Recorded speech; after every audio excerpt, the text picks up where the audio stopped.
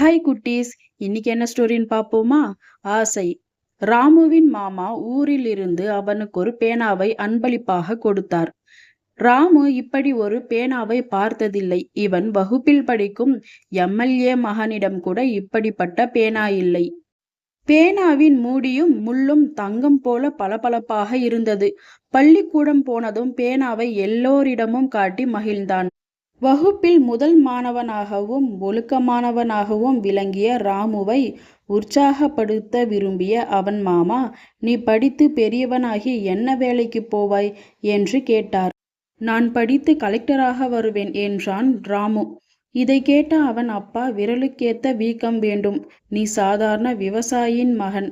நீ ஆசைப்படுவதில் அளவு வேண்டும் என்றார். ஒரு ஏழையின் மகன் கலெக்டராக வர ஆசைப்படுவது பேராசையா என்று நினைத்தான். வகுப்பில் கவலையாக இருந்தான். வகுப்பு ஆசிரியர் அவனை பார்த்து விசாரித்தபோது அவன் கவலையை சொன்னான்.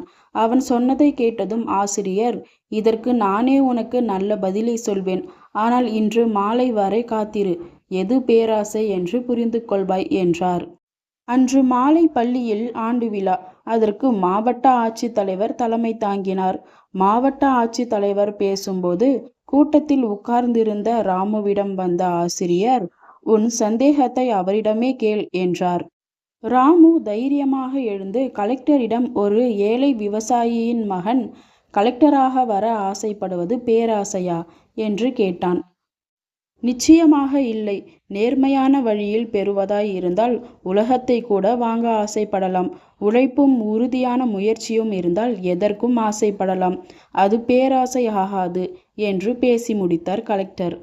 20 ஆண்டுகள் கழிந்தன. அதே பள்ளியில் மாவட்ட ஆட்சித்தலைவர் ராமு ஆண்டு விழாவில் பேசிக்கொண்டிருந்தார். நம்பிக்கையும் உறுதியான முயற்சியும் உழைப்பும் தர தயாராக இருந்தால் கலெக்டர் மட்டுமல்ல, இந்த நாட்டின் ஜனாதிபதியாக வர ஆசைப்படுவது கூட பேராசை ஆகாது என்று சொன்னபோது மாணவர்கள் கைதட்டி ஆரவாரம் செய்தனர்.